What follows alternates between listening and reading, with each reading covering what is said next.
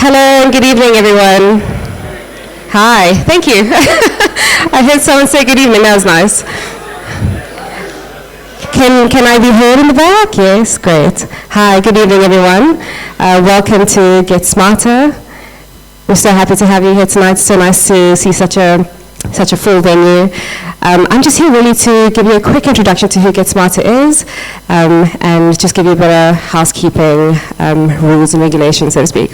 So some of you may or may not know, last year Get Smarter, after 9 years of operation, was acquired by 2U Inc., leaders in digital education in the US.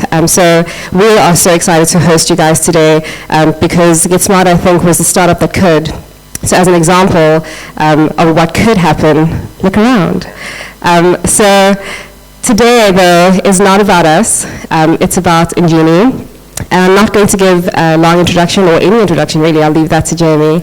But just for housekeeping purposes, just to let you all know, if you haven't seen them already, our bathrooms are behind me.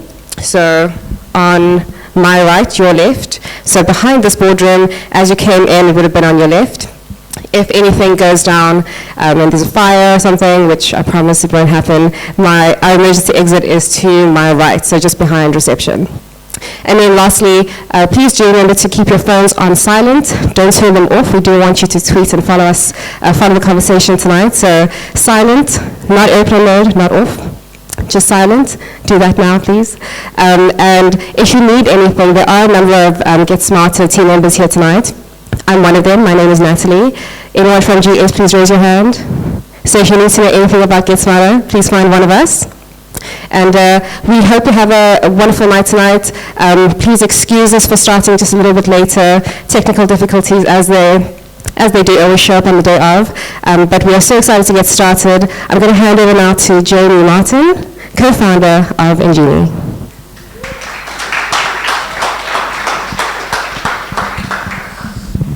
Natalie, thank you. Good evening, everyone.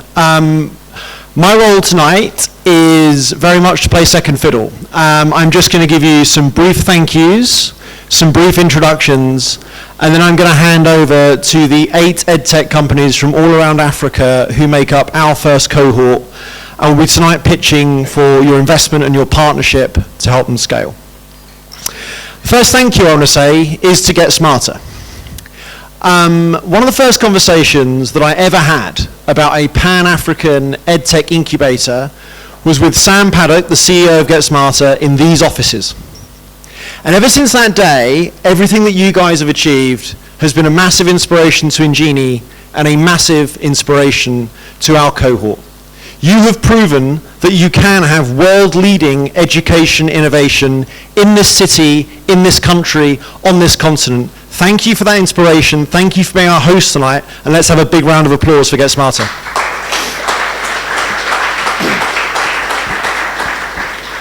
The next thank you is to all of our partners. The Cape Innovation and Technology Initiative, our partners from the very beginning.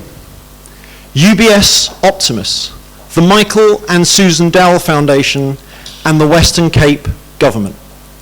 Over the last 6 months, Injini's entrepreneurs have had over 25 workshops, hundreds of one-on-ones, speeches from great entrepreneurs, tech support, education support, and for each company, $40,000 of direct funding.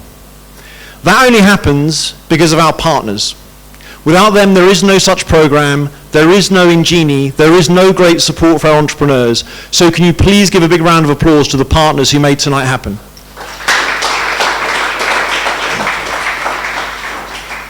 The next thank you is more personal. Hopefully tonight, at least once, you see a company pitch and you think, wow, how have they made such great progress in just 6 months? The answer lies in a remark from Margaret Thatcher. If you want something said, ask a man, but if you want something done, ask a woman. Not only are 6 of our 8 companies female-founded or co-founded, the rest of the Injini team is all women. You'll see them introduce our companies tonight, But in particular, Mimi, Doreen, and Ruth, you've worked so hard for these companies over the last 6 months. You should be really, really proud of what you've achieved. Thank you very much.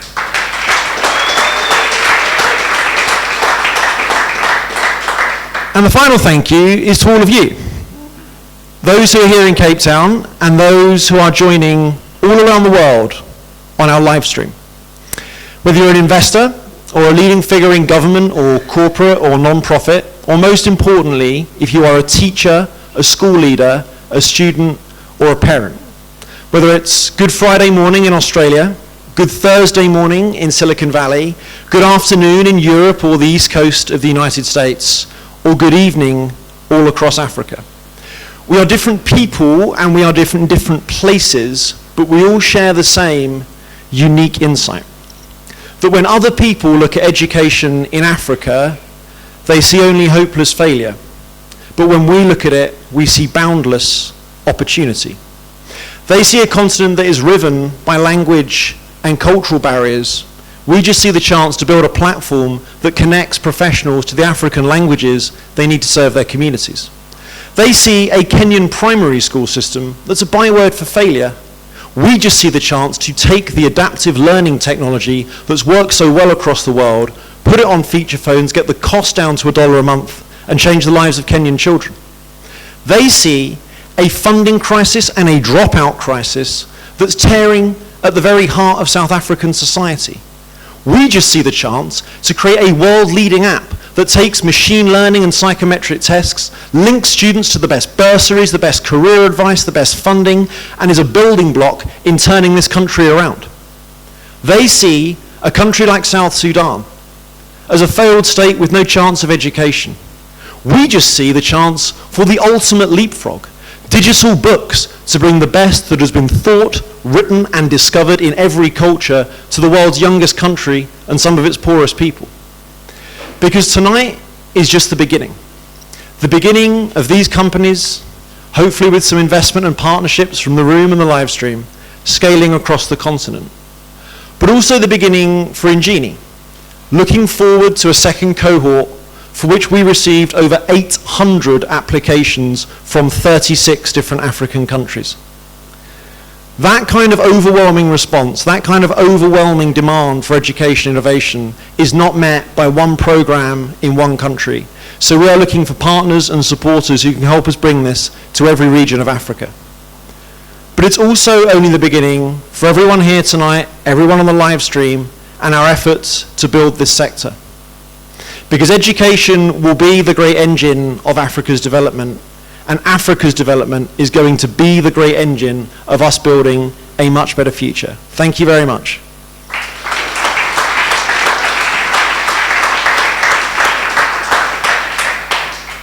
It is my great pleasure, with one task remaining for the evening, which is to introduce the first company pitching on Injini Demo Day.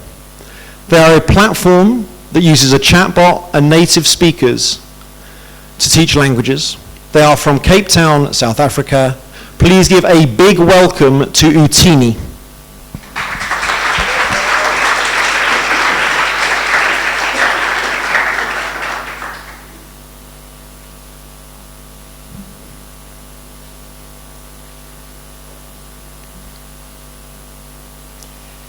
Yaleza qagam shelana fundolwimi. Tumo jumbe wasiliana jefundeluga. Message, interact, learn a language. Etme is a language learning platform that connects people who want to speak a language to people who already speak it, using a structured learning path and chatbot technology. We believe that language is a tool and an experience. It's a tool that opens up new job opportunities and opens up new opportunities overall. It's an experience that brightens people's day, that helps them interact with people from different cultures and different backgrounds, and helps them think and learn differently. But learning a language is difficult. To do it effectively, you have to assemble resources, curate content, measure, monitor your progress, put in feedback mechanisms, and keep your motivation up. Unsurprisingly, most people just do not know where to start and don't have the time or the energy to keep this all up. But this is a problem. All around the world, but especially here in South Africa, millions of professionals do not speak the languages of the people that they serve. We're talking about doctors, but we're also talking about OTs, physios, teachers, lawyers, engineers, basically anybody who doesn't speak the language of the people they serve. Utini solves this problem by doing all the heavy lifting, so that language learning becomes a simple, effective, and enjoyable experience. To do this, we find the best mother tongue speakers, which we train, vet, and coach so they can provide an effective communication, so they can provide a communication that's both effective and useful. Not only this, but they earn an income during the process and also develop skills.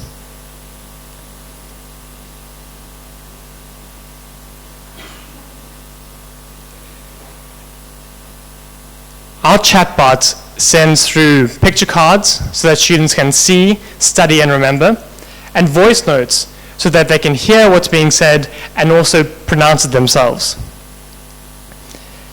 We started where there was the greatest need, medical schools.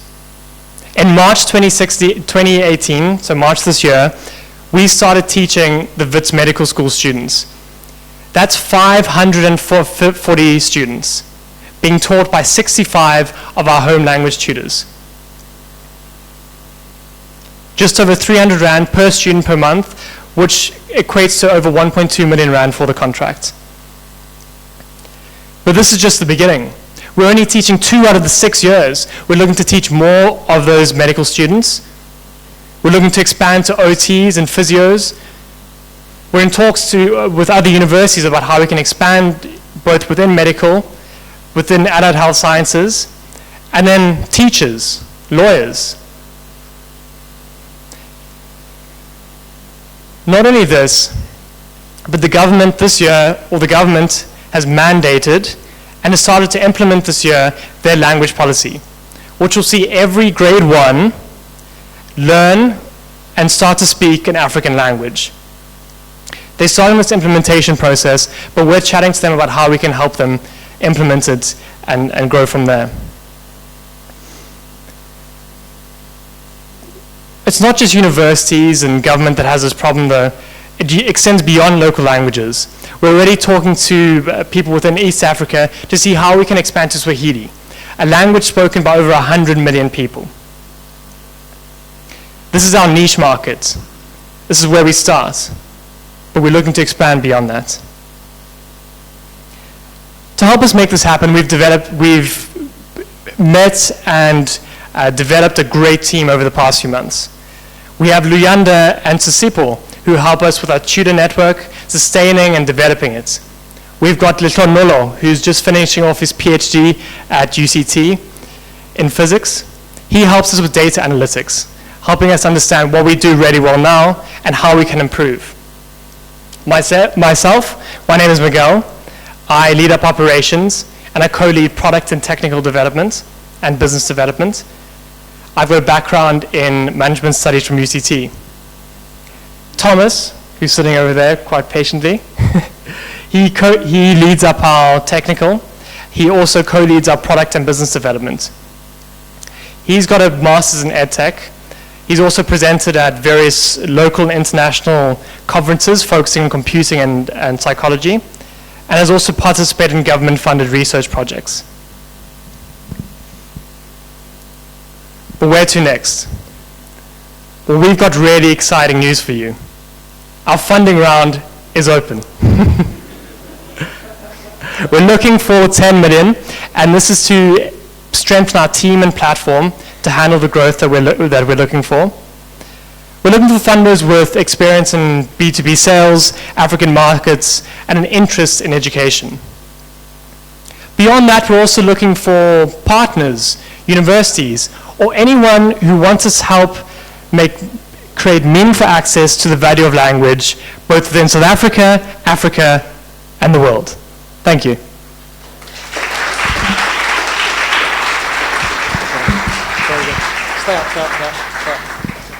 Okay, thank you very much. Now, after each pitch, you're going to have 5 minutes of questions. Now, there is a sign behind all of you on the window that says rude to poor process.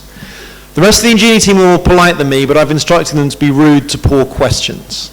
Please be brief, please be on point, please direct it to the entrepreneur about their company. Questions about Injini can come to us afterwards. Questions about the other companies, the other companies.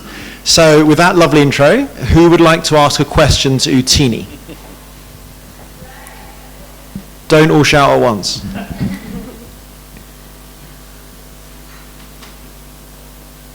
Miguel, I'll ask you a question. I've got lots. In terms of growth within South Africa, I know you've been talking to kind of other universities. What kind of response have you had when you've gone to other universities and talked about the product to them? I've spoken too much. I'll let Thomas answer this. So the short answer is different universities are different. They have different needs and different requirements, but there are a large number of commonalities. Our approach has very much been to find the people with the greatest problem who also have the best track record of trying to solve it and not quite getting it right. So Wits was a university that I am from, that I studied at, that I understand quite intimately, understand quite well. We've actually had students who are friends with med students at Wits saying, like, please can we have this? And they're actually the ones going to the course coordinators and saying, please, we need this. So that's actually changed our tack a little bit, where instead of just speaking to university administrators, we're also chatting directly to the students, because they are the users and they know what they want and they know what works. Yeah, we've got a question at the back. Hi there, thank you. Can you just say a little bit more about your identification and recruitment of teachers, those developing content and those actually offering support, and what kind of different models of instruction that you use? That would be really interesting, thank you.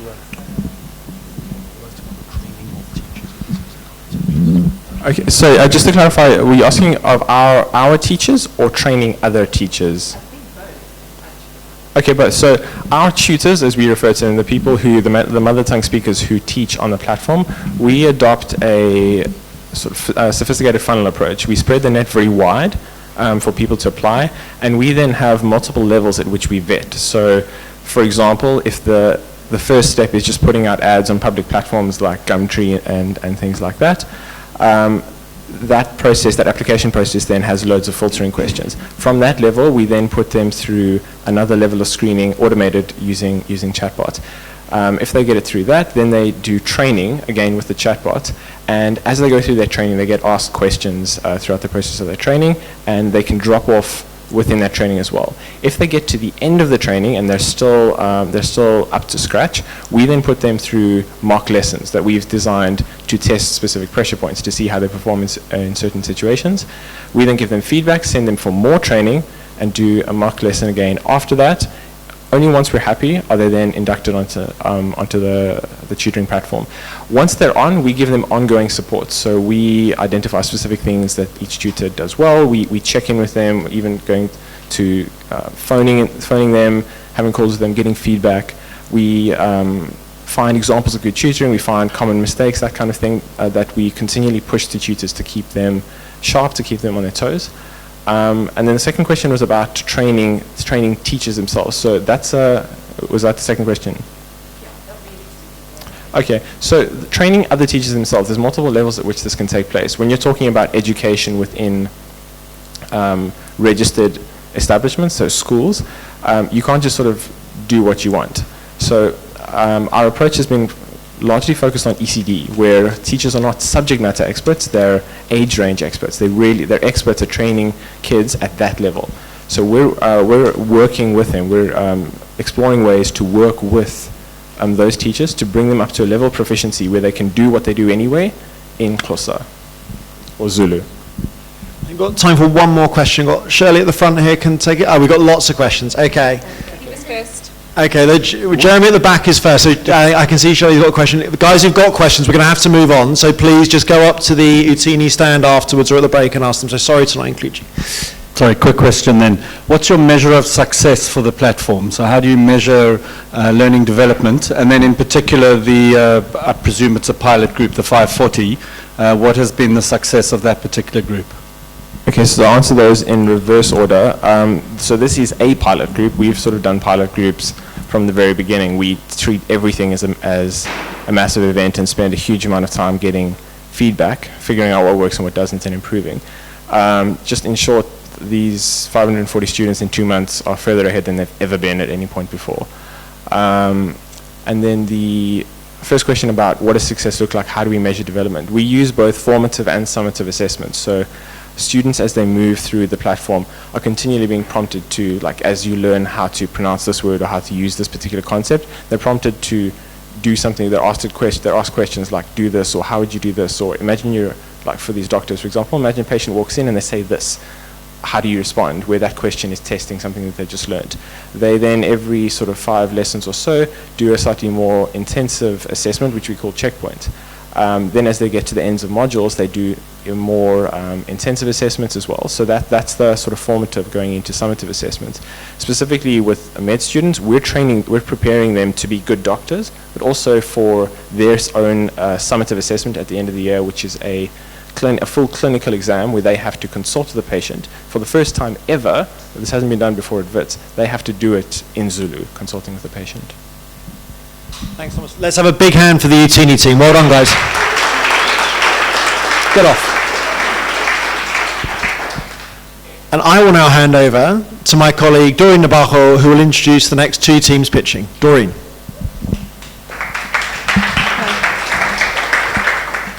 Hi everyone, it's a great pleasure to have you here today. My name is Doreen. I lead the data insights and analytics efforts at Injini. It's a great pleasure for me to introduce the next 2 companies because I too am East African. I was born in Uganda but moved to South Africa because my parents thought, and rightly so, that I would get a better quality education and better opportunities by going to UCT. The next 2 companies for me are particularly compelling because they're looking and they have ambitious goals to make quality education affordable to the masses in East Africa. So the first company, the first East African company that we'll be pitching this evening is Mshule from Kenya. Injini backed Mshule because they have created the very first adaptive learning platform for primary school students in Africa. Their innovation has been recognized the world over, and in the last half year with Injini, they have been invited to pitch in 6 different countries across 3 continents. This evening, they will be looking for investment, and that is to raise $300,000, of which they've already received commitments of up to 60%. With that, please welcome Mshule.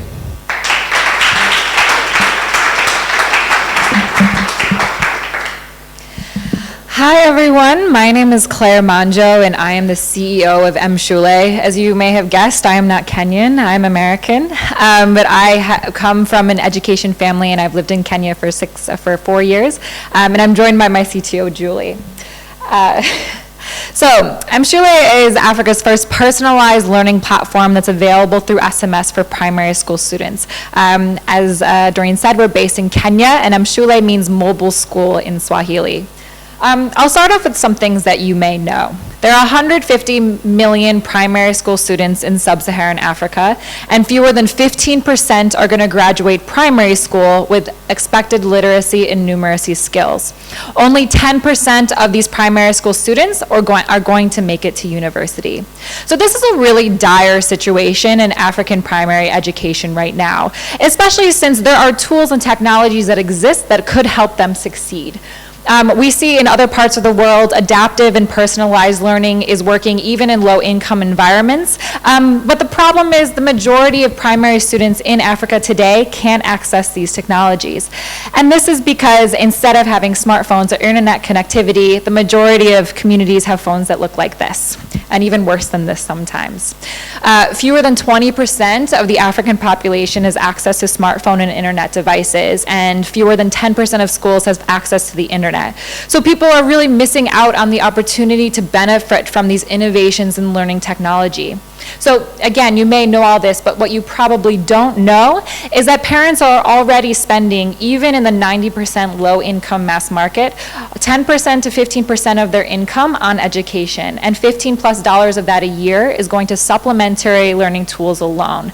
So parents are spending up to a market of $2.5 to $3 billion on supplementary education, but they only have basic tools and basic technology to spend it on. So we at Mshule believe that this doesn't have to be the case, and every child should have the chance to benefit from the most powerful learning tools available. So that's why we founded Mshule, to make it possible for every child to have a personalized path to success using the tools that they have in their hands today. So you may wonder, how does this work? Our adaptive learning engine uses artificial intelligence on the back end to create personalized SMS lessons that analyze what a student knows and then deliver what they need to learn next. So they receive messages of instructional or question content that gets harder as they're getting answers right, or easier as they're getting questions wrong. So after students have practiced these very specific skills in maths and in English, they then move on to harder skills to challenge themselves, or to easier topics in the concept map to build up their foundational knowledge. So as the students are going through these interactions, we're also updating and analyzing their proficiency profile on the back end. We then use this data to close the data gap for parents and schools. And we give ongoing reports and insights to their parents, their teachers, and the schools. This is the first time ever that these schools and their parents have been able to have daily and weekly insight into how each class, each child, and the entire school are performing. All of this is accessible to parents for less than $1 a month, and for tiered packages for schools and for organizations. Next slide, please. Current options available in the market today are local tutors, which are often prohibitively expensive and don't scale as well, or basic tech tools that don't personalize to students' needs. So we're the first option available to parents and schools that combines the accessibility of SMS on a feature phone with the personalization of a tutor.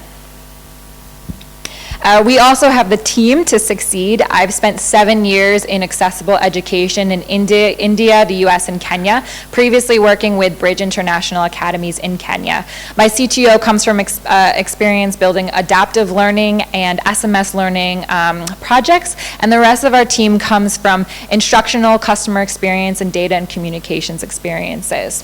So far, I know this sounds like a crazy idea, so we wanted to prove that it would work. And in our pilot that we ran last year, we proved that it did. We worked with about 400 students from 15 low-cost private schools in Nairobi, and our users increased their exam scores by 23%, which is really, really incredible.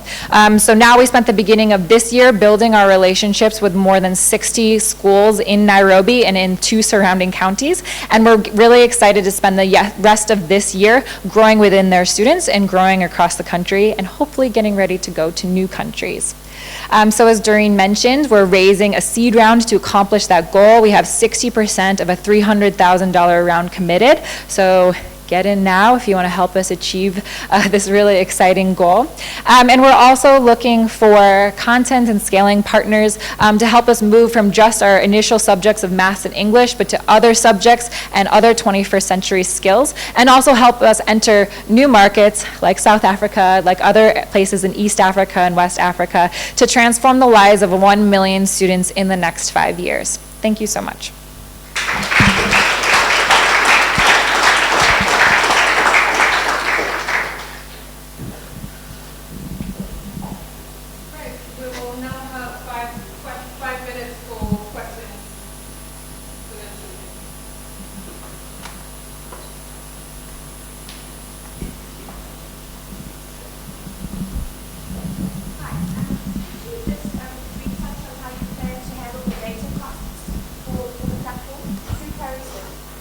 Yes, great question. So that $1 a month that we're talking about is actually the only cost that parents or schools incur. So all of the SMS costs that they send to us is free. There's no airtime, no extra credit required. So it's just the cost of us delivering the SMS messages to them. So for us, we have our initial package of messages that we work with our telecommunications partner, and that will decrease as we grow.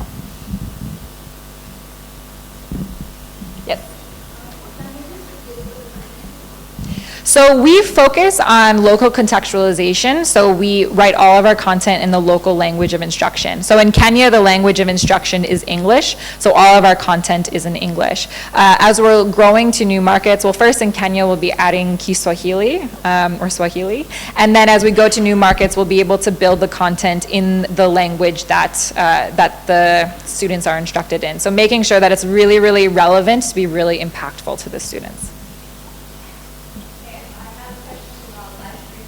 Awesome. Oh, this is so exciting. Yes. Someone asked, are your contents developed and or curated from subjects?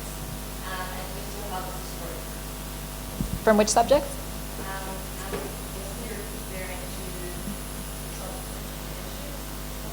Oh, so how do we develop the content, basically? Awesome. Yeah, so currently we've actually developed all of our content in-house. So we have a team of trained teachers and school managers who have practiced both teaching in the classroom and also writing exams and instructional materials. So the first thing we did was mapped out all of the skills that the curriculum expects students to master within 1 year. So even 8-year-old class 4 kids are expected to learn upwards of 120 skills in maths and in English each, which is actually quite a lot. So after we mapped out the skills, we put them in sequential order of how a student could actually learn them, which doesn't always relate to the curriculum expectations. And then based on that, we're able to create these mini content databases to help students practice those specific skills. So kids can get instructional messages being like, remember, an adjective is a word that describes a noun, examples, questions of varying difficulty, and then the system picks and chooses the right content to give that child based on how they're responding. So as we grow, we're actually looking for content partners, especially ones when we're going to different markets, have that local content expertise, and then we'll be able to work with them to make it applicable within our system.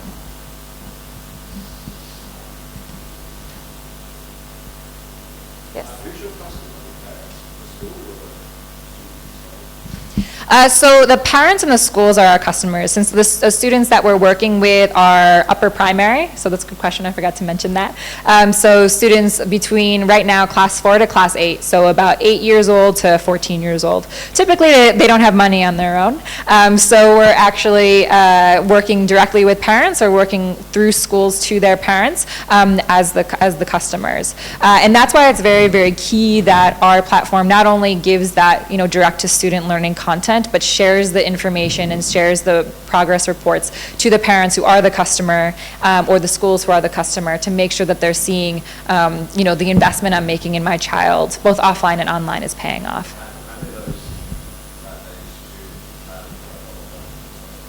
So they actually are using their parents' phone at home. So as much as students don't have their own phone, 90% of people in Kenya have a mobile phone.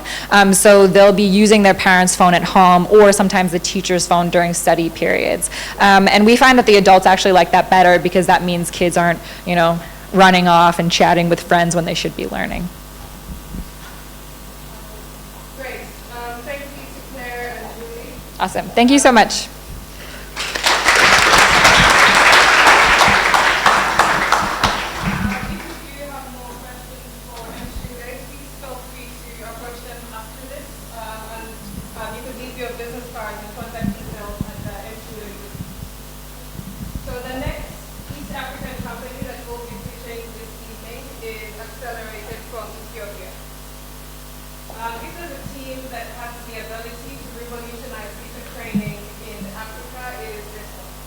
Injini best Accelerator because their solution is incredibly evidence-driven. The evidence for teacher coaching and mentoring overwhelming, especially with respect to improving teacher effectiveness and participation in the classroom. What they're looking for today is partnerships, particularly those with links to operators in East Africa and in South Africa. Please meet Accelerator, who will pitch via video.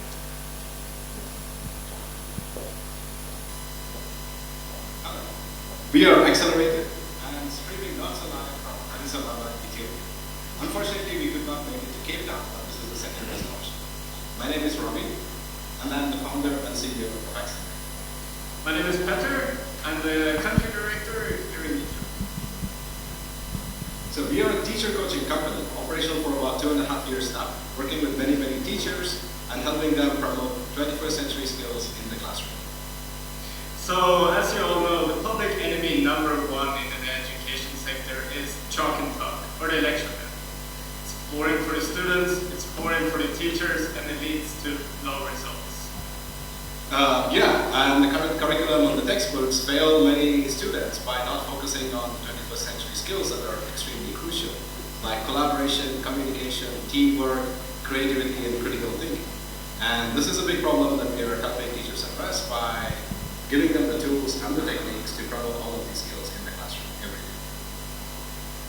Our coaching model is called Teach Easy. Once a school signs up with us, each teacher gets access to a dedicated coach. And the coach provides them with 4 areas of support. So the coach provides them with pedagogical trainings on key aspects of teaching in the classroom. And we also provide every teacher with a gamified system of tools that helps them to raise their performance every day. And the coach visits the classroom to collect data on teacher and student performance while measuring strengths and weaknesses. Finally, all of the data is combined to provide targeted and personalized scorecards, dashboards, and for every teacher. This is a model that actually works. Recent research coming out of South Africa.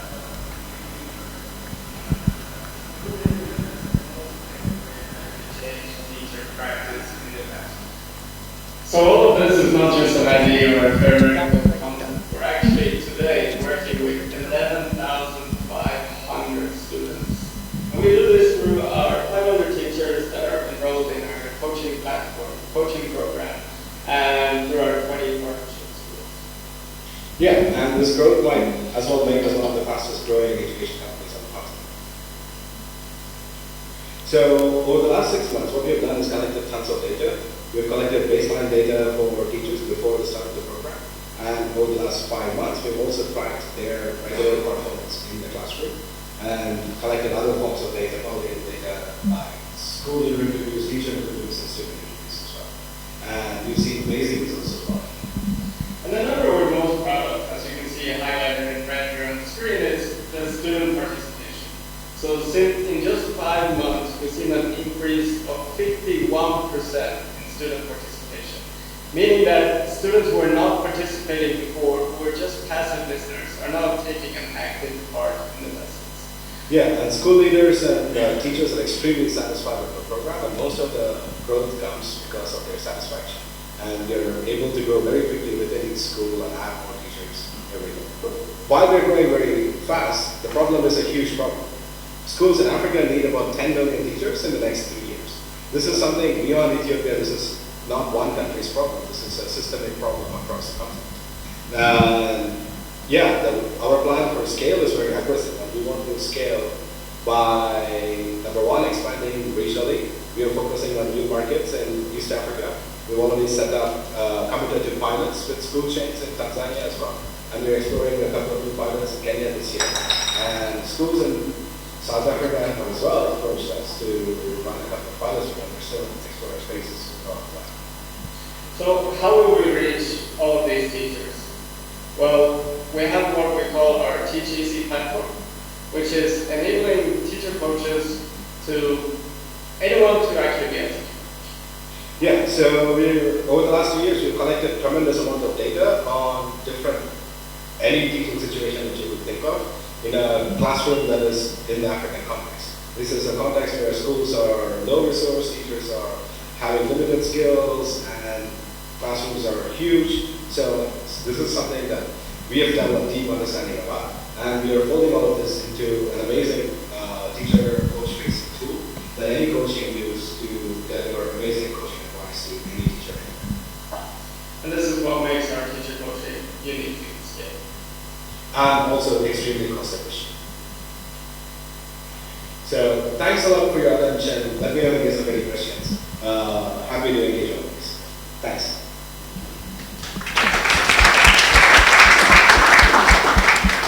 So unfortunately, the Accelerator team couldn't be here, but Ravi is online and can take one question.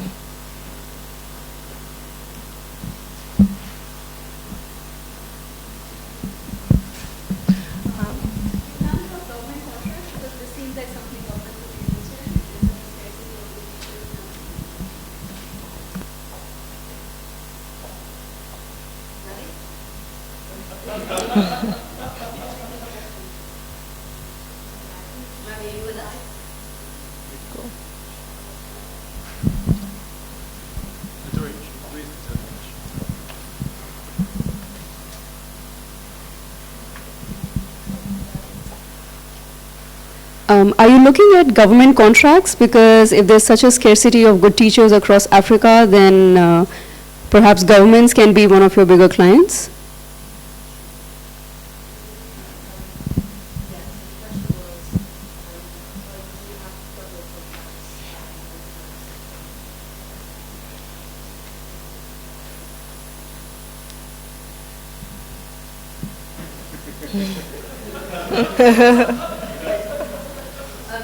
Yes, so that's very much part of the plan. Particularly as they look to scale up, they realise they need to go beyond working with just school by school and start engaging the government.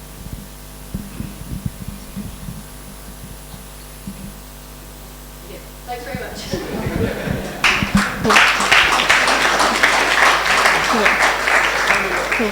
Unfortunately, that's all the questions we can take for Accelerated.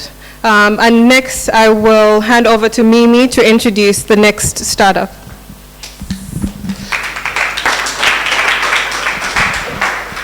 Thank you very much, Doreen. So hi, everyone. My name is Mimi. I am in charge of the EdTech research at Injini. And it is with great pleasure that I introduce the next startup. So they are Zelda. They are from South Africa. Primarily UCT students. They were by far the most early stage company to join our cohort last year in October. For the last couple of months, they have traveled to Dubai and New York, convincing people that Zelda is the tool every student needs to figure out their academic pathway. Tonight, they're convincing Cape Town, and it is without further ado that I would like to introduce and invite Dominic Shore to join me on the stage. Thanks, Mimi. I just want to check that this works because apparently this clicker does nothing. That's great. Cool, great. We'll see if we can call. Oh, there we go. Something's happening. Fantastic. Hi, everyone. My name is Dominic Shaw from Zelda, based here in Cape Town. And yeah, Zelda is a mobile app that provides free online career guidance to high school students and links them to bursary opportunities, to academic opportunities that suit their strengths and their personalities. Zelda also happens to be my mum. And when I was younger, she told me that I could do anything I wanted to do, be anything I wanted to be, as long as I did it to the best of my ability. So as any good son would, I ignored her, and I dropped out of university. Twice. Now, I'm not the only person who has issues with tertiary education. If this clicks again, I can show you some stats. In South Africa, over 600,000 students finish matric every year. And in order to fund their university education, those who do go to university, over $1 billion is spent on private bursaries. The major problem is that only 30% of those students actually graduate on time. In fact, only 50% graduate at all. And for those companies who are trying to recruit those students, who are trying to hire them once they graduate from university, in many cases, up to 90% of the students choose not to go to that company. Students are feeling lost, and it's a huge problem for the students, for the universities, for the bursary providers. So we're trying to help with that. We want to reach as many students as possible. So we've built an Android app because in South Africa, the South African youth, more than anything else, use mobile and Android specifically to access the internet. So we've built an app, and the app uses continuous personality assessment along with machine learning to provide recommendations to students, to link them to bursaries, to academic opportunities that are based on their skills, based on their interests, and actually are the right opportunities for them to take. So we're helping students, we're helping universities, and we're helping bursary providers. And those are our clients, the bursary providers. We want Zelda to be free for students forever. We were involved in, or some of us were involved in, I shouldn't say necessarily, involved in the Fees Must Fall protests at UCT several years ago, and we know how critical this is for students and for the country. So we want it to be free for students, so we actually provide a service for bursary organizations. We're allowing them to understand more about the students that they are trying to reach to offer bursaries to. The most consistent feedback we got from our initial research with bursary organizations is that they're not just looking for more applicants. They're looking for the right applicants. They want people who actually are going to go into their organizations, who are going to be part of those companies. So we're benefiting those companies by helping students figure out what they're good at, what they should be doing, so that they go into the right degree, so that they end up actually graduating and end up going into the right job. So we want to improve in the long run satisfaction in the workplace, happiness, and work productivity. So if we have a look at how much is spent on bursaries every year, if we look at taking 10% of the market with a 5% commission on each bursary that a student gets through the Zelda platform, we're looking at roughly 50 million rand a year in revenue in the first 2 or 3 years of Zelda. Now, our team met while studying at UCT. We worked on a number of projects together. We were all studying engineering. Carla on the left is an absolute genius. She, for some bizarre reason, decided to turn down a massive job offer from Amazon to come and join us. Jasant recently got his degree in mechanical engineering and could get a job pretty much anywhere he wants to. And I, as the two-time dropout, am practically unemployable. So this better work out, otherwise I am screwed. But the nice thing about us coming from UCT is that we have access to an almost endless supply of immensely talented people who have bought into the vision of Zelda and are helping us for almost nothing. But we can't keep exploiting our friends. We need to feed them at some stage. So that's what we're asking you for now, is for your help. We're looking for funding and for partnerships. We've already partnered with a couple of schools in Cape Town, so we've been working with Camps Bay High. We've been testing with them for a couple of months. We're about to start a pilot with Abbott's College in Claremont before potentially moving to the other 70 schools that are part of the Advotech group. But we're looking for more partnerships to reach as many students as possible, to make Zelda accessible to every student in South Africa. And we're looking for 2.5 million rand over the next 18 months so that we can actually make Zelda as valuable and as useful as possible. So this is our timeline. We're looking at launching the Zelda app in July this year, and then spending this year and next year focusing on universities and bursaries, before then expanding our market, our target market, into vocational training, into technical training, and then in 2021, shifting right back, looping back to the first students that used Zelda and actually helping them access graduate opportunities. So those who we got into university, help them get out of university into the job market. So we want to make sure that Zelda reaches as many students as possible. So we're looking for your help to make sure that Zelda isn't just my mom helping me. So where I had Zelda guiding me as a kid, we want every student in South Africa to have Zelda, the app, helping and guiding them. Thank you.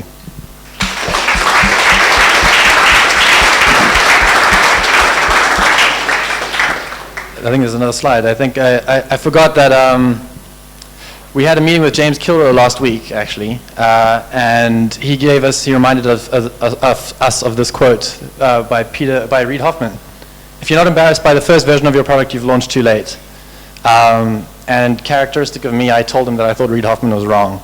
But after a bit of thought, we decided we're going to move a mattress up into our office, and we spent the past week not showering to save water and locking ourselves in the office, drinking nothing but coffee and beer and eating nothing but pizza. And we are embarrassed to say that we have launched 2 months ahead of schedule, and Zelda went live this evening. So So thank you very much.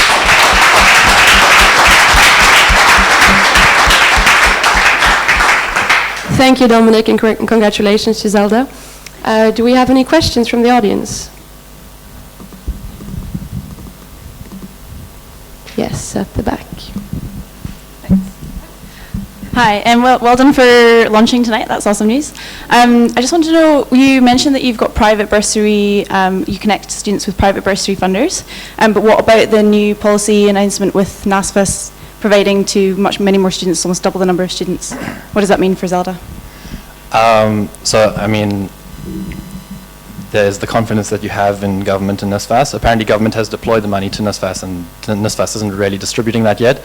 But this is something that we were considering. I mean, we were part of the movement, like I said, trying to push for that from NSFAS. There's still a huge group of students which is referred to in South Africa as the missing middle. So those who can't actually qualify to get NSFAS, but who can't afford university fees. And one of the unfortunate side effects of this push for free education in South Africa is that the university fees are actually going to be increasing more than expected in the near future to cover the cost of those students who actually need free education. So the missing middle is just going to be shifting, and that's still going to be our target market.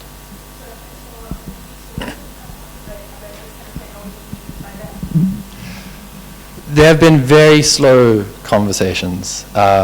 And I suppose it's slow from our perspective because we started 6 months ago. I think if anything happens within 6 months with NSFAS, it's pretty fast going. So yes, we've had those conversations, but we are not reliant on NSFAS at this stage.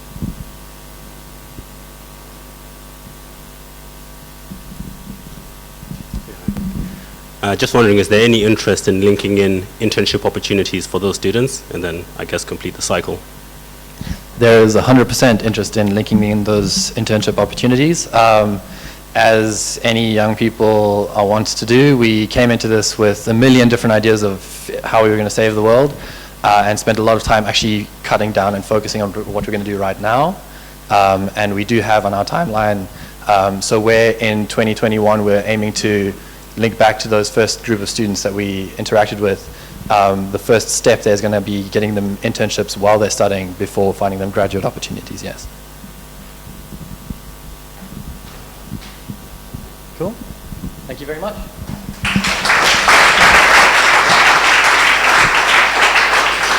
Thank you, everyone. So just a small reminder, so if you have more questions for Dominic or the other entrepreneurs, there will be stands in about an hour where you can also ask them more questions.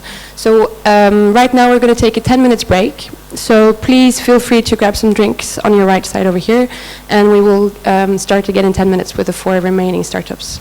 Thank you.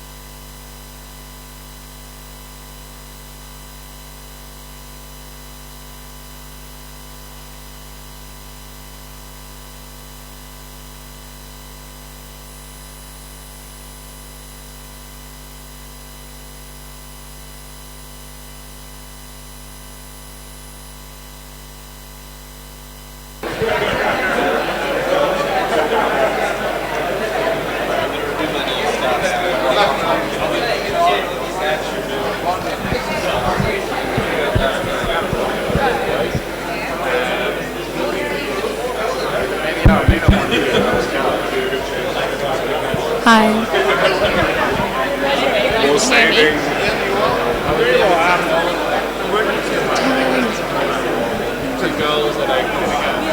We're going to start again now.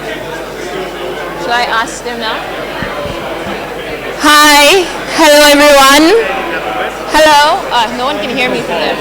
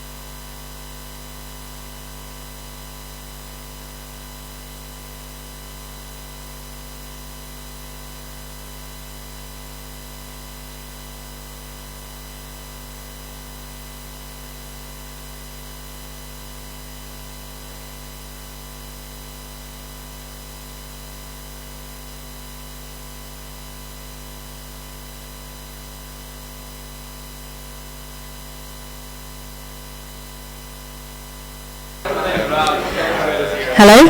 Hi. If everyone can make their way back to the main room, we're going to resume again in a minute or two.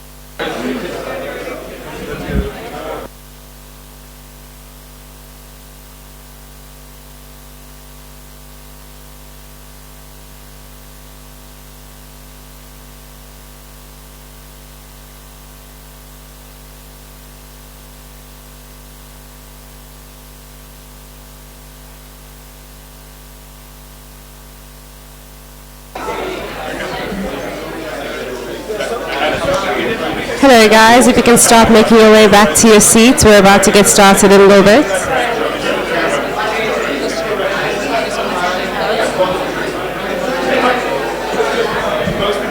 Hi.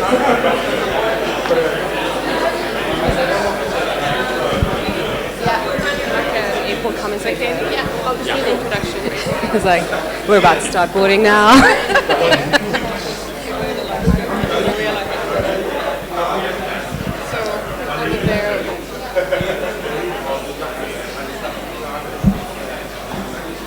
Ladies and gentlemen, we're about to get started. If you can please take your seats again.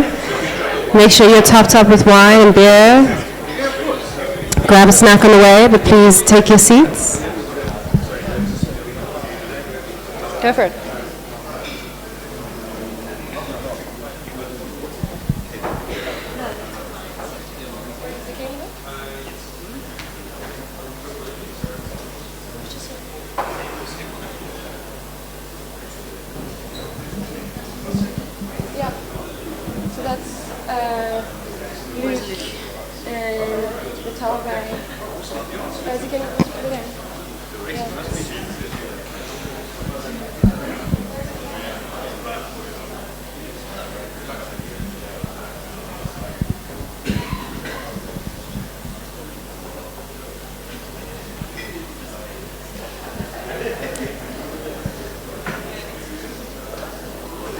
Luke, can you come sit on the couch?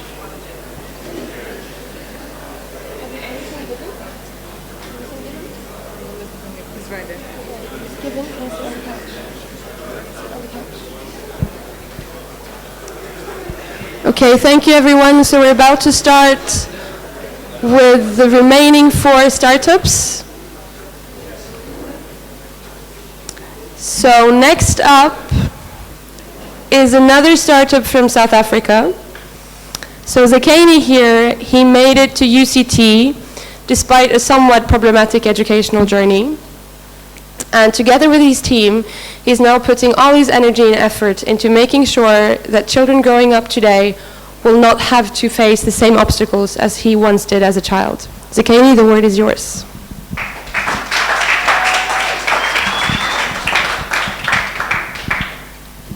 Good evening, everyone. My name is Akeni, and I'm the founder of Self.window. Now, I'd like to take you back 15 years ago. I was sitting in a classroom in a school that didn't have a library, a laboratory, or a computer lab. But throughout the last 2 years of my high school, I didn't have a maths teacher because my entire school did not have a maths teacher. Despite having obtained 4 distinctions, I was rejected by every university in the country because of my maths results. So I decided to go to a finishing school and upgrade my maths results in order to get into UCT. Now, 15 years have passed. If you think about it today, not much has changed. We still have classrooms that are overcrowded. Our learners still don't have access to textbooks, and we have a shortage of maths and science teachers. On the flip side, what you find is that out of about 3.5 million high school students in South Africa, about 76% of them have access to a mobile device. We're going through a transition in South Africa where we're truly transitioning into a paperless classroom, where learners are starting to use their mobile devices, tablets, to aid in the learning process. So at Self.window, we believe that the future of learning is really in integrating the best classroom experience into a digital device. So we work with some of the best teachers in the country to develop digital content. Sorry. So this content is basically in a localized context. So through these teachers, what we do is we break down the language barrier. We're using the Department of Education principle of 80-20. We're able to explain terms so that kids who are using English as a second or third language are able to interact with the content. But then the examples that we also use are brought down to what kids are using and what are doing on a daily basis, and therefore it becomes more relevant for them. What we've also done is develop content for teachers, because what we find is that it's great to develop students, but also if you want to create a systemic change and a sustainable system, therefore you need to include the teachers in the development plan. So what we've done is created a teacher section where we provide teachers with support material, like digital lesson plans, teacher guides, as well as curriculum coverage trackers. So through our platform, students are able to access not only maths and science, because it was important for us that learners are able to access content that will help them not only in high school, but beyond high school, and actually give them the practical skills to be able to create.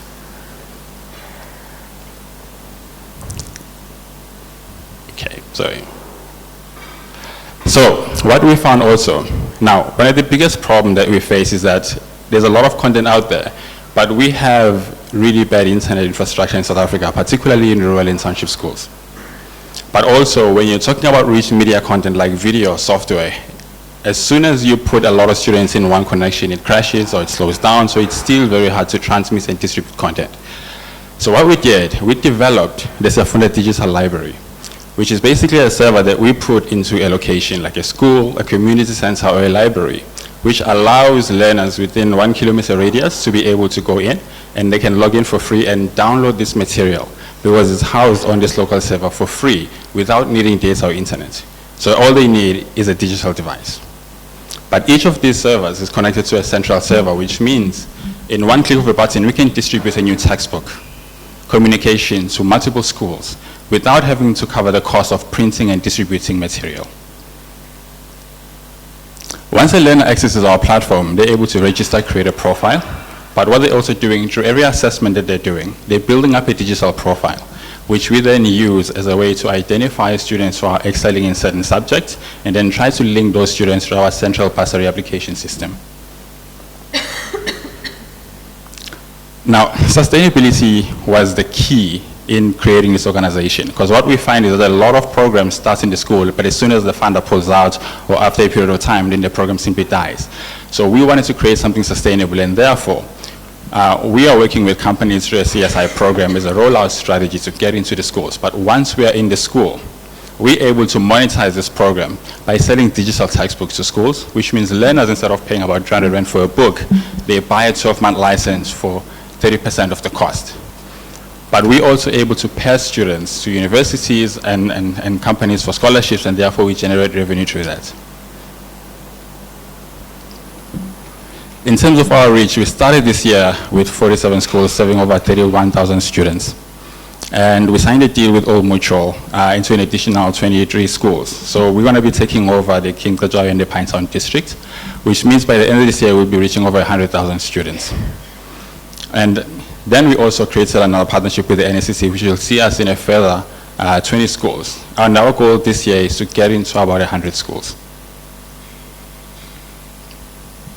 Now, our team comprises of people who are very dynamic, both young and old, which includes Brent sitting over there, who's our CTO, as well as 7 of some of the best teachers in the country, university lecturers, and everybody who really have made a contribution in the education space, but also in digital content. And bringing those people together and bringing those minds really create a mix of both the young and the scientific, and seeing how we can bridge these solutions together and come up with viable solutions.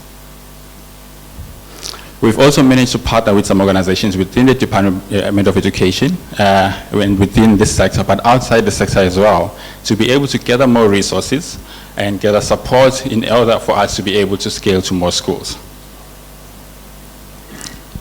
About 2 years back, we won a competition with the Branson Center for the most disruptive company, one of 2 disruptive companies in the world, which led to us getting access to some of the world's most amazing mentors, who have a firm belief in what we're doing and who continually to help us and push us into seeing what impacts we can do not only in South Africa but outside of the country. So we're here today because of one thing that keeps us up at night, and the one question that actually gets us up in the morning and gets us to work is, how do we reach more people? And through that question, we've created the Adopt a School program, where we work with individuals, corporates as part of CSI, as well as non-profit organizations, to support some of our schools as they lack the budgets and the funding to get into the system. So we're looking for partners here to help us get into more schools by getting people here to basically sponsor a school. Thank you.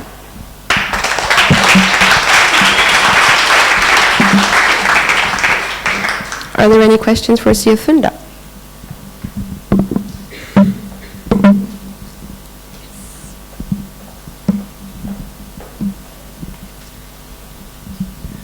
What's the cost for adopting a school, and for what period of time are you looking for the commitment? Okay, so the whole installation setup of the entire system and the hardware and the network is 36,000. That's a once-off cost. And then after that, there's a 2,500 maintenance fee, which includes insurance, content updates, data analytics, because when you adopt a school on a monthly basis, we provide you with data on performance and improvement within the school. So we would commit our clients over a 5-year period because of the adoption and integration into the school. But after that period of time, we've been able to integrate into the school and be able to commercialize everything else. So even after the 5 years, the system will continue operating in the school, but you just won't have to pay for it as a client. But it'll still be your school and will still remain accountable to you. One more question for Self.window.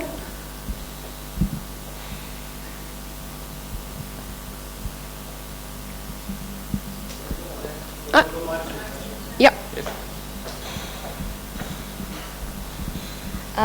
Zachariah Abdurrahman says, how do they generate revenue? So how does Self.window generate revenue? Okay, so in terms of revenue, we've got, so let me just go back. Just click her. Okay, let me just forget it. Okay, so we're effectively a content distribution network. So when we set up these libraries in different schools, it means we can distribute any content. So video, software, textbooks. So how we generate revenue is one, through the data that we're collecting on a daily basis on each individual in the schools and each of the schools. So that data, we share with the districts, with the departments, with circuits to help them better plan and design intervention programs. But also, currently we're developing a system, a textbook distribution system. As I mentioned earlier, that it's a 12-month license instead of buying and owning a textbook.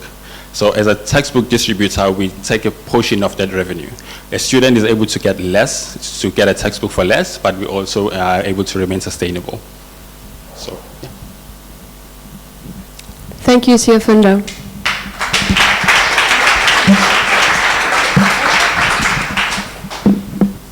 Thank you, Mimi.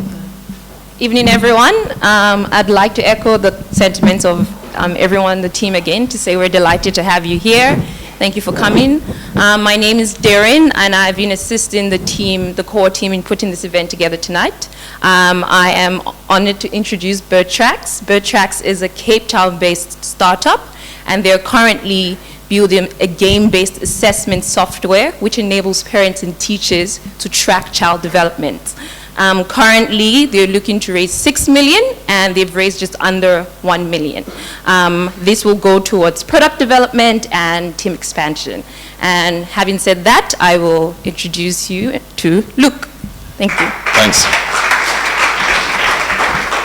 Good evening, everyone. My name is Luke. I'm the founder of BirdTracks. We are busy developing a game-based formative assessment tool for the preschool space. So unpacking that a little bit, what that means is we are helping preschool teachers who operate inside of preschools track the developmental progress of preschoolers, roughly age 4 to 6. And we do this using our technology on tablets. So in some of our low-resourced preschools, this could take the form of one tablet on which circulate amongst the kids, and each kid gets roughly 18 to 20 minutes per week interacting with the technology, and so on. So kudos to some of our Cohort colleagues who launched tonight. We are targeting a mid-September launch for our proper demo testing, right around the time of the EdTech X Africa conference here in Cape Town, which we hope to participate. So tonight I just want to go through some of the concepts, especially some of the more nuanced concepts of what we're doing and why we're doing it, stuff that comes up a lot in investor meetings. So first of all, why? Why are we investing all of these resources, all this money, building out an entire arcade of games and associated assessment tasks for preschoolers? I'll start with the fact that preschoolers are pre-literate, so they're notoriously difficult to assess. Amongst all the ages in the education spectrum, we have the most difficult time assessing preschoolers. We don't also just want to rely on internal assessment, i.e. assessment by teachers. They're sometimes subject to skewed incentives. And I would say more to the point, which I didn't write up here, is that preschool teachers' job is to shepherd around up to 50 manic little people during the day, and so they don't have the time to sit one-on-one with preschoolers and do the type of in-depth assessment that is required to get an objective measure where they're at on their developmental progress. The The norm in the preschool space, for those that can afford it, is external assessment. So you get these external assessors that come in and they meet with children one-on-one for 30 minutes. It's an expensive process. It's a somewhat disruptive process in the sense that it alters the daily routine. And because young children develop these associative bonds with the few adults in their lives, it can also be a bit of a scary process for kids when the stranger comes in, leading to what we call noisy data. So for all these reasons, we've got these challenges, and again, why take on all these challenges to push forward this assessment tool? Well, what we found is that in the early years, up to 50% of teaching time is spent on concepts that 90% of the kids in the class have already mastered. So at no point in the education spectrum is there a bigger disjuncture between what the kids actually know and what the teachers think they know. So that's our motivation for building out this assessment instrument. A couple key things that are principles that we are internalizing in bird tracks that I think are helpful for you guys to get the full picture of what we're doing. One is related to our in-depth research of all the educational games that are out there. These include, I would say mostly the learning games, but also the few assessment games that are on the market. By and large, we find that these games could be just a little bit more fun. I think we've all seen these games from our days in school and maybe with our nieces and nephews and children. When people try and package education and learning and fun all together, you get something that's maybe not as sticky as the games that kids are running home to play with their friends. So what we have done at Bird Tracks is separate this out. So we are creating an entire arcade of games, and here I've borrowed liberally from our friends at Disney with the imagery, but we're creating an entire arcade of games and an entire suite of assessment tasks. And they're going to be linked thematically so that the two transition from one to the other. But the idea is to hook kids with the fun games, build up a currency with them, so that when you ask them to perform the assessment tasks, you can use some of that currency and then go back and forth. So that's the idea with the Bird Tracks model. One other thing is what is the scope of this tool? Like, how far do you want to take it? What are the bounds of this tool? And we thought long and hard about this, and we realized that in education, there are curriculum development teams, teachers, there are entire departments of education that build out lessons and activities for preschoolers. Then you get the assessment instruments that show which kids might need a little boost in which subject areas. And the few tools that are on the market that are sort of analogous to what we're doing often offer up their own solutions. So they give teachers an idea of how to remediate with these children.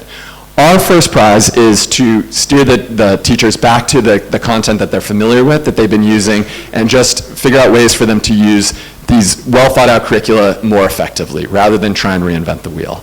So we're focused very much on the assessment of young kids, the identification of where the kids are bottlenecked, without trying to overstep our bounds and come up with specified remediation techniques as well. So, development timeline. As I said, we've got a bit of a long development timeline. It's very art heavy. We're looking at about 34 months all in. We've broken our development timeline up into these blue blocks, which I'm sure is tough to read back there, but we've taken the entire canon of these subject areas that we think young kids need to know by the time they get to preschool, figured out which ones are amenable to testing on tablet technology, and we've broken that into 7 chunks, of which our game and task assessment development team is going to work on sequentially.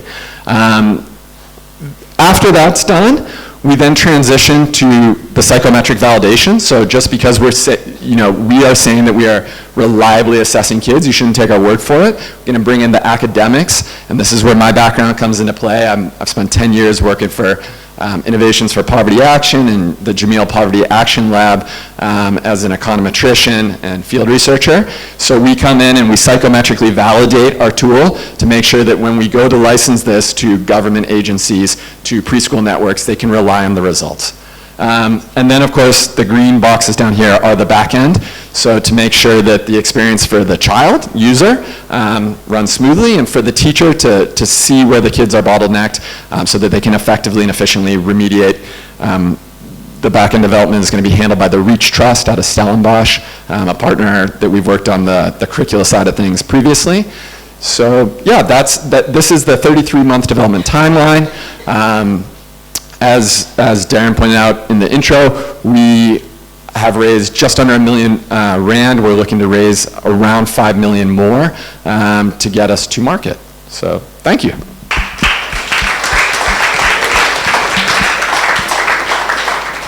Thank you, Luke. Now we will take questions for 5 minutes. Who wants to go first? Any questions?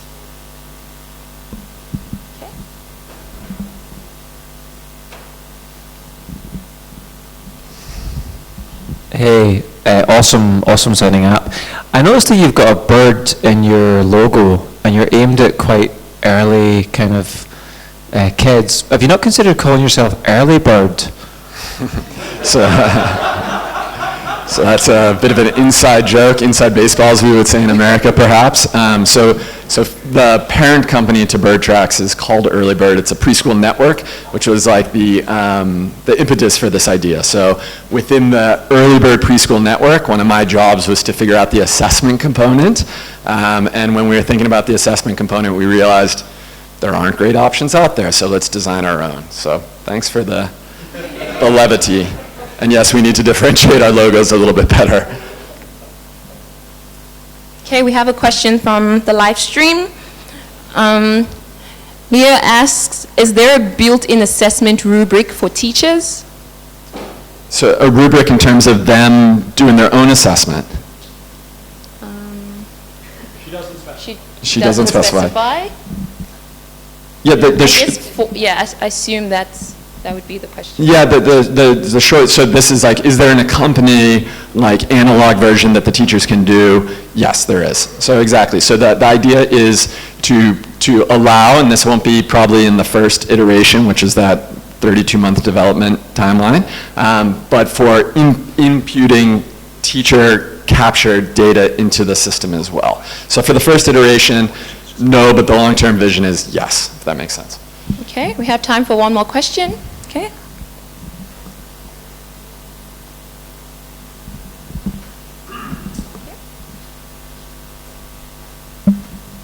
Thanks, Luke. Can you maybe just go over your revenue model and how you plan to make money? Yeah, no, that's a fair question. So this is to be used in the home environment. This is something that the parents could use at home with their children. But I think the real leverage is selling this to preschool networks, so be that like a government agency, like a state or a national agency that oversees preschools, not just in South Africa, but anywhere in the world, as well as private preschool providers. So we would license this on a once-off basis per child. So a kid would spend about 2 years passing through this window of where we're looking to assess them. So like perhaps around like a $10 per child once-off license for our, let's say, better resourced preschool networks, like perhaps in the US or Europe, and then on down based on the resource level. And yeah, the reason that we want to sell to preschool networks is not only can this tool be used to remediate by the teacher looking to see which individual kids are bottlenecked and they can intervene. It also can be used by network administrators to see which teachers are struggling to teach certain concepts so that they can target their support at teachers. And as well, the network administrators can look at which concepts across the board aren't being taught effectively so that they can help their curriculum team design, more effective curriculum in those specific target areas. So those are all things that, we really unpack those 3 levels when we go to selling to the Department of Early Education in Massachusetts or, the Zimbabwe Department of Early Education. Okay, thank you, Bird Tracks. Yeah, thanks. Thank you. Okay. I'll be handing over to Ruth now to introduce our other startups. Hello. I'm Ruth, and aside from being very good at putting PowerPoint slides on the screen, I am Injini's head of operations. It's a real pleasure to be here this evening, and I'm immensely proud of our cohort companies. The launch back in October feels like a few weeks ago, but they've really achieved an amazing amount since then. So, thank you guys. Next up, we have an entrepreneur like no other. Johannes from South Sudan is founder and CEO of a health NGO, of a dairy business, and most importantly, of Yo Books. Yo Books distribute both physical and digital books across South Sudan and now Uganda. Now, I'm very sad to let you know that unfortunately Johannes's father-in-law passed away this week, so he had to cancel his plans to come to Cape Town. And understandably, he's not able to join us this evening. That said, we're going to give you a video introduction to Yo Books, and he has recorded an audio message which we'll be able to share with you this evening.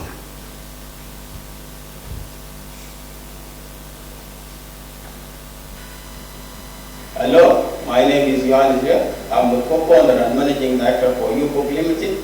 We are a team from South Sudan, and we will briefly talk about our idea of having an e-store on a mobile phone as well as on our website on low-tech phone that is accessible on low-tech phone that deliver book within Juba as well as other hard-to-reach areas in South Sudan.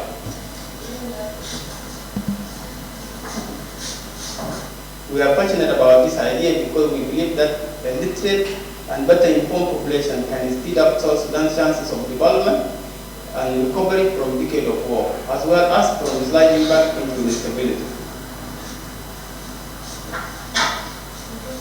With over 50% of the population of South Sudan under 18 years old, and an adult literacy rate of just 27, with women lagging behind at 12%, and a primary net enrollment rate of 43%, there is huge need and demand for education at all levels. This comes with an enormous demand for book and other reading or educational material. As such, poor literacy rates are a major threat to national development, peace, and security. Furthermore, a poorly informed population cannot effectively hold its government to account to deliver quality service. Additionally, individuals who do not read are more likely to suffer from poor health. They and their children are more likely to suffer from treatable diseases. They are more likely to be poor, unemployed, etc. Hence, a situation this book is contributing to address by making book accessible to everybody online and at our bookstore chain.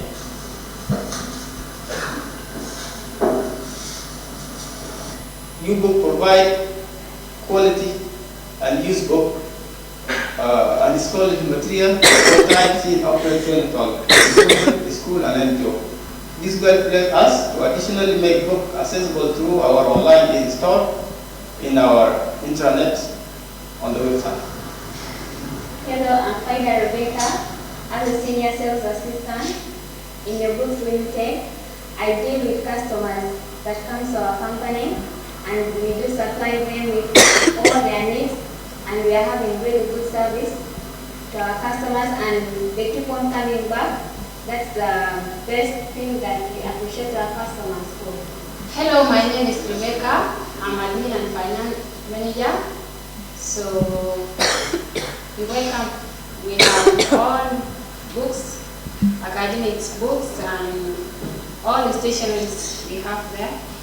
You can contact us and you can come to us in Juba. Hello, I'm Asunta Ghana. I'm a co-founder of Yo Book Limited. We have all kinds of books, like history book, academic book. I'm Ariel Menin, the sales and marketing manager at Yo Book Limited. Here we sell a variety of books and depending on biographies, schools books, story books, and a lot of things you can find here. We have our school materials like printing materials and all other things. They are all found here. We are located in Juba and Matar. You can find us here. My name is Michelle Paul. I'm a brother for Yo Book Limited. So all brothers welcome. Welcome to Yo Book Limited.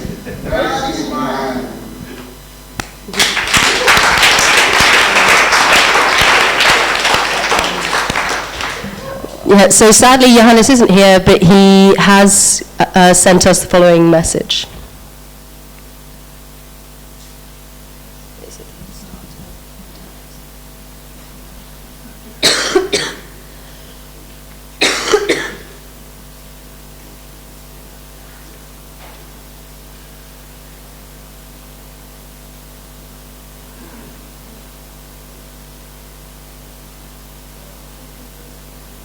Hi everyone, my name is John and I'm the CEO of Cohort.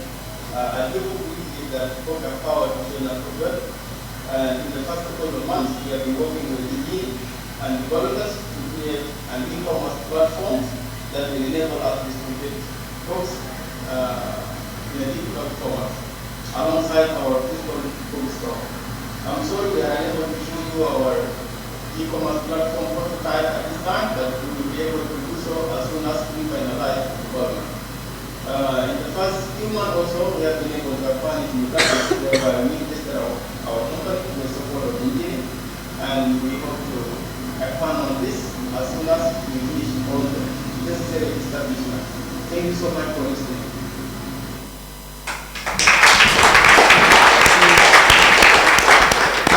So unfortunately, Johannes won't be taking any questions live, but if you'd like to get in contact with him, please come and talk to me afterwards, and I can make sure you get his details. So, the last company, but by no means the least, all the way from Tanzania, we have Matabe. Now, not quite yet. So, Given and Mukudzo came to us with that product, but with an idea, a very good idea, and with the skills and capability that they needed to make it happen. Today, they not only have a product which takes people who can't access the internet and gives them the ability to access curriculum-aligned answers. Not only have they got that product ready and they have fantastic user feedback, but they're in the final stages of a fantastic corporate deal that's going to bring their product to over 1 million users. Without further ado, Given. Thanks. Hello, my name is Given Edward. I'm the CEO of Mtabe. I'm here with my CEO, Rukudzo Nyoka, and we are here to share with you what we do and what we want you to do about it. The truth of the matter is, out of 10 people in Africa, only 3 have internet access. Now, the people who suffer the most from this fact are secondary school students who, apart from being unable to afford the internet, they also cannot afford textbooks and they cannot afford smartphones. So what are we doing about it? We have come together to provide a way through which students can get instant curriculum-aligned answers and content without the need for internet. In essence, what we are providing is offline e-learning. And the way we do this is we use artificial intelligence and SMS technology to provide this content to students. So this is how it works. The student wouldn't need to use any different device, or they wouldn't need to buy a smartphone. They just go to where they would normally send a text message. And then what they do after that is they message the content that they need. In this case, they'll send it to our short code 91011. And then after that, our system will automatically know what the student wants and deliver it to their phone in within a few seconds. Now, we understand that technology is growing in Africa and the internet penetration is increasing, which is why we have created an app that students can use in the same manner. We believe that good innovation is one that uses a technology which, 1, people already have, 2, people can afford, and 3, people know how to use, which is why we have the solution for people who have internet as well as those who don't. But apart from that, it is very important for us that the content we provide is one that students can use, which is why we have aligned our content in our local market, Tanzania, with the curriculum subjects. Now, these are some of those subjects, and the main reason we have aligned it with these subjects is so that the students can use this in their normal classes, and they can know that the content that they're getting from us is one that is aligned to what they're being taught in school. To give you a bit more understanding of how this works, we have created a demo to show how it would look like when a student is using a feature phone. So a student would go where they normally send a text message. They will write our short code 9, 10, 11, and then they will write the content that they need in their natural language. So in this case, the student is asking the causes of First World War. And notice when they send and when the message is sent on their phone, the content is already there. It is very specific, but most importantly, it is delivered within a few seconds. Now, if a student has a question of a different subject, the process is pretty much the same. They just write our short code, and then they ask the question that they have. In this scenario, the student is asking a geography question, and they want to know what is solar system. And immediately after they press send, the content is sent on their phone.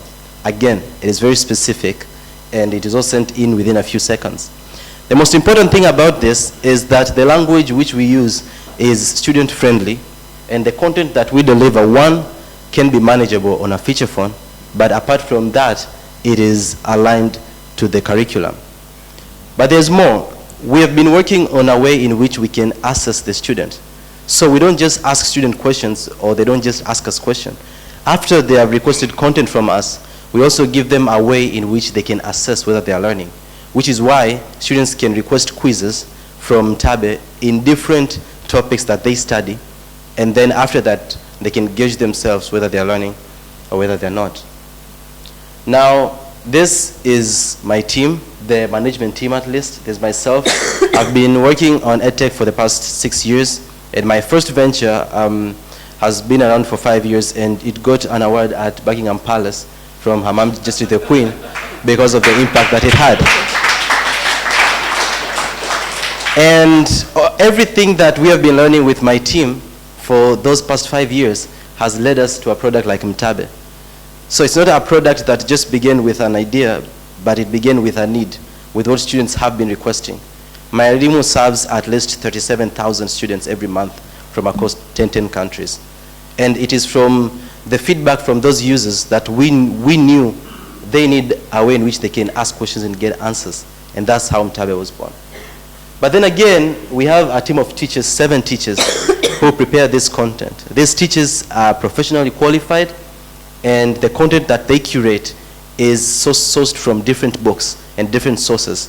And it is approved by the Tanzania Institute of Education to ensure that the content that we provide for students is something that they can use in their exams. So does this work? We have a way in which we can confidently say that there is a need for this in the market. And as we speak to you right now, we're very excited to say that we are working with Vodacom to reach 1 million secondary school students by 2020 in Tanzania.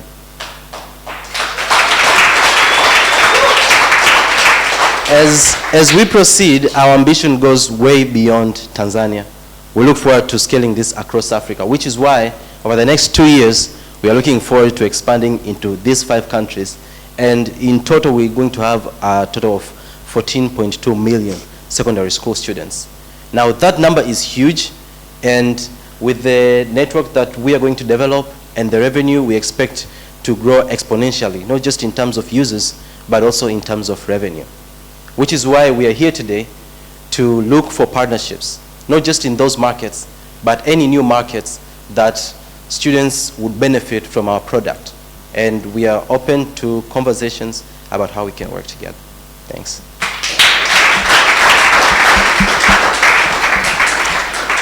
Thank you, Given. Does anybody have a question for Given or for Rukudzo?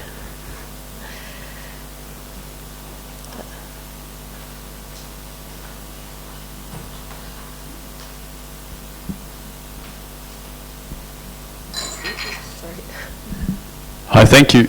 Could you give us more details on your revenue model, please? Great, thanks. The way our revenue model works is we understand that students cannot pay for SMS, so we partner with telcos like the way we did with Vodacom, and that way they pay licensing fee to us. So the way they pay this licensing fee is we provide them an amount, our licensing cost, and then they pay that to us. And then at the end of the day, students do not pay anything. So the contract can be in 1 year or 2 years or 3 years. So that's how we make our money, basically B2B. Yeah. Any other questions? Oh, from the live stream.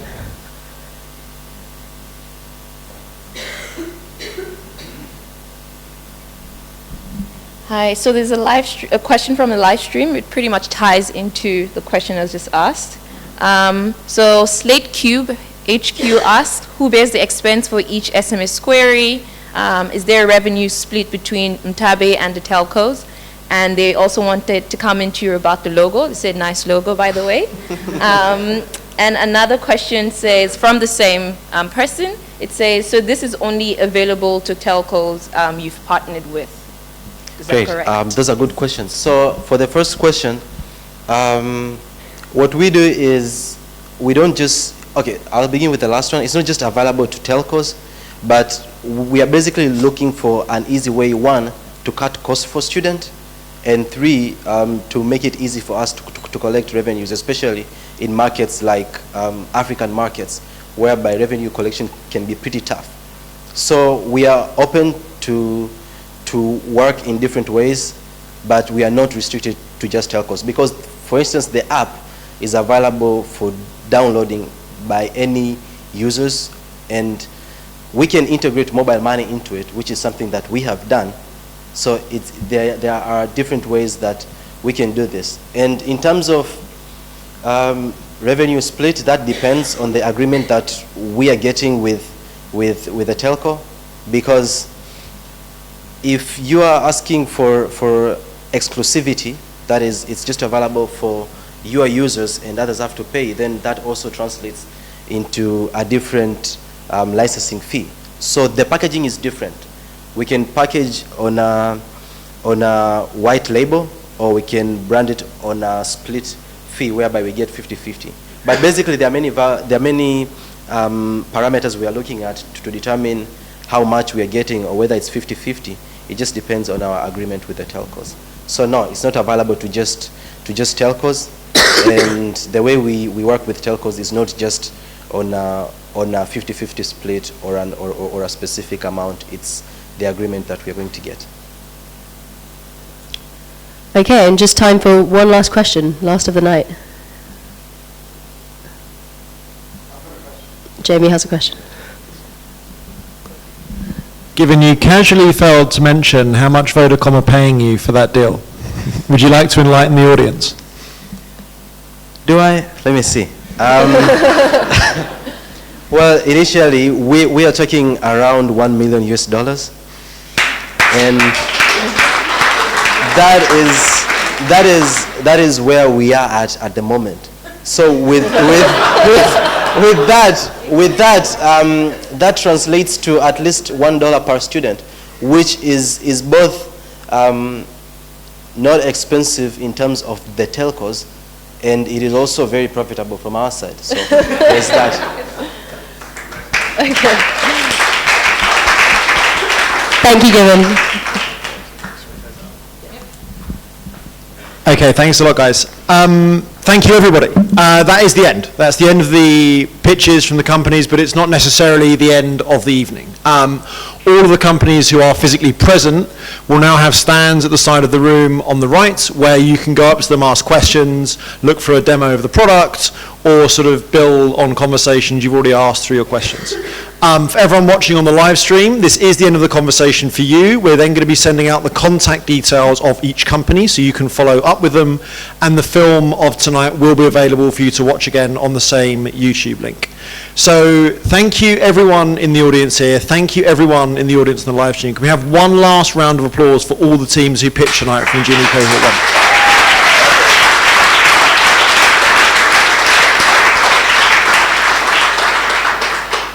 We look forward to seeing all of you, not just for the rest of the evening, but for some big events in the future. Injini Cohort 2 will be launching on July the 9th with a big launch event at some point that week in Cape Town, which you should watch out for, and the EdTech X Africa conference, which is the world's biggest education technology conference, will be coming to Africa for the first time ever on September the 11th here in Cape Town, and we'll be sending around more details about that as well. Thank you very much for coming this evening. Thank you very much for your ongoing support, and have a lovely evening.